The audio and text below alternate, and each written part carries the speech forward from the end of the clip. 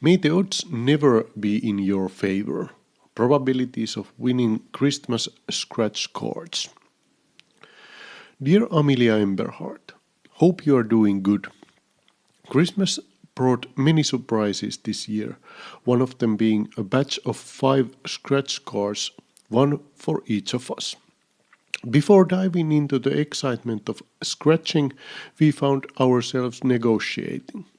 Should we each keep the possible prize from our card or pool our chances and share any winnings?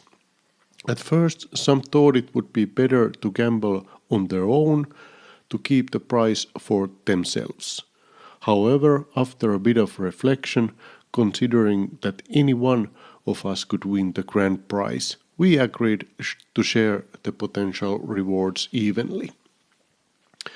But did we actually have any realistic reason to worry about missing the grand prize, even without agreements? What are the odds of actually winning with these scratch cards? We have talked before about how most people have a very limited understanding of probabilities, and when it comes to scratch cards, many tend to overestimate their chances of winning something significant. Spoiler alert, buying scratch cards might be fun once in a while, but mathematically it makes little sense as a strategy for wealth. I grabbed one of these cards and checked the fine print on the back. It said that 1 out of every 4 cards wins something. That sounds promising, right? Surely we are bound to win something, at least one of us, statistically speaking. But wait, remember our earlier conversation about probabilities. The odds of actually winning the main prize. Okay, the facts about this particular scratch card. There are 3 million cards in total, each costing €5. The total sum of winnings is €9,285,000.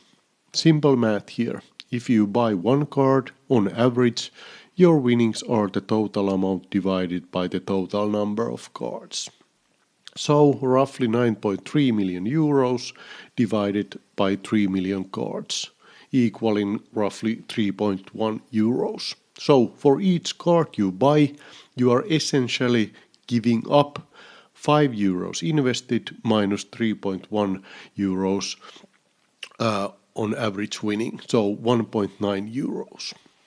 By buying 5 cards, I essentially threw 5 times 1.9 euros, that is 9.5 euros into the trash, based on average returns.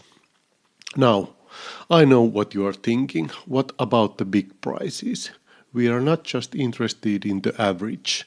We want the chance to hit the jackpot. This is why we wanted to pool our winnings in the first place. So let's see. There are 3 main prizes and 3 million cards. So the odds of winning the grand prize are a classic example of 1 in a million, literally. We can calculate the odds of winning at least once with 5 tickets. We will start by figuring out the probability of not winning with 1 ticket, then extend it to 5 tickets. The probability of a single ticket not winning is 1 minus probability of winning. So 1 minus 1 in a million. So basically 999,999 divided with million. If you buy 5 tickets, the probability that none of them wins is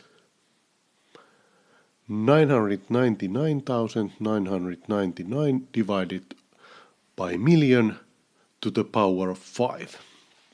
So, the probability of at least 1 ticket winning is the complement of the probability that none of the ticket wins. So 1 minus that. And that becomes 0.000005.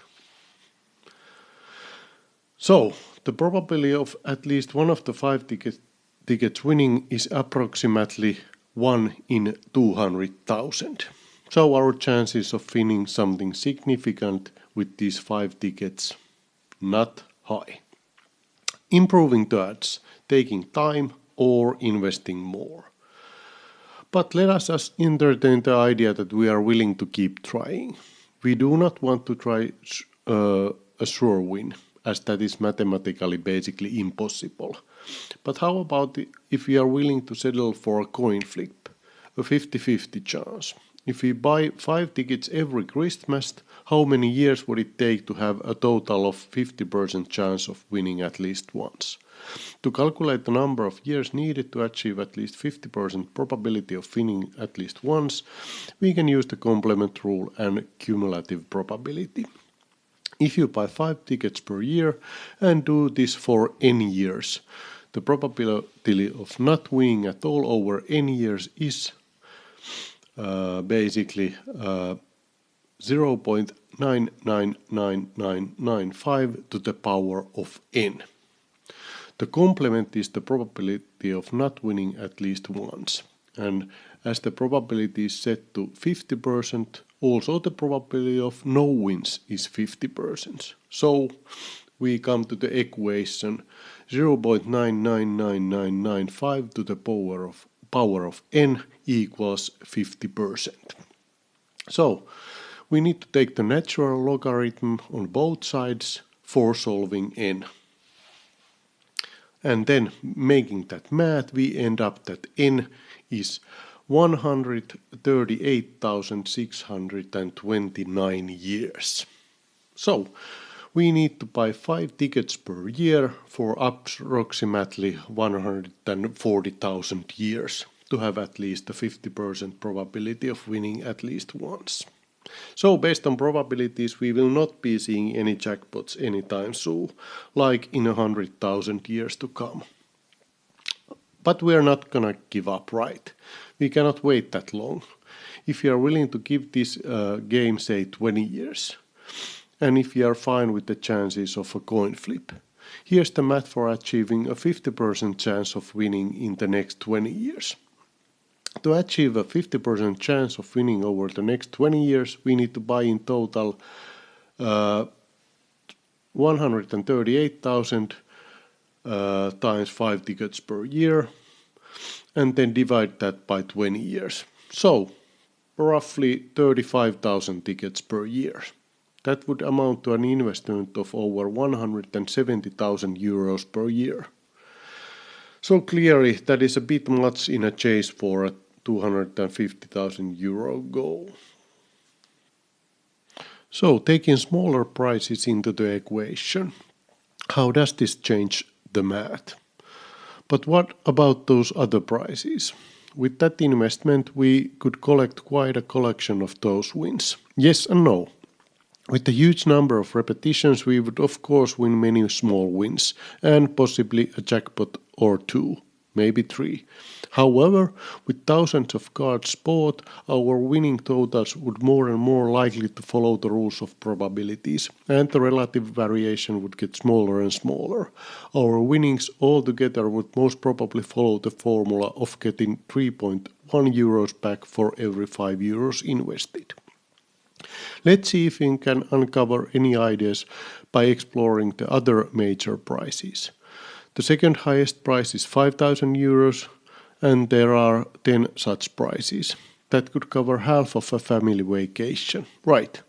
Let's calculate the odds of winning either the jackpot or one of those 5,000 euro prizes. We use the same approach but replace the 3 with 13.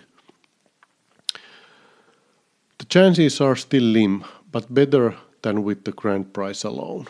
The odds of one ticket winning the main prize are 1 in 230,000. That is better than 1 in a million, but I do not like my chances. The chance of winning with 5 tickets is 1 in 40,000, or about 0.0025%. Those odds are also poor. And to achieve a 50% chance of winning at least once by buying 5 tickets each year, we would need to buy tickets for approximately 28,000 years. So, we need almost 30,000 years to get a coin flip, and we are talking even then about most probably winning 5,000 euros instead of the main prize. Now, Amelia, after all this analysis, we can conclude that these odds are not in our favor, not at all. Even with multiple attempts, winning remains highly unlikely. But that's okay. On Christmas Eve, you and your sisters scratched away those cards, and it was exciting. And sure, we won 10 euros. Was it worth 25 euros spent? Maybe, just for the fun of it. But from a pure mathematical and also practical perspective, it does not really make any sense. This is your moment, take command and show us the path.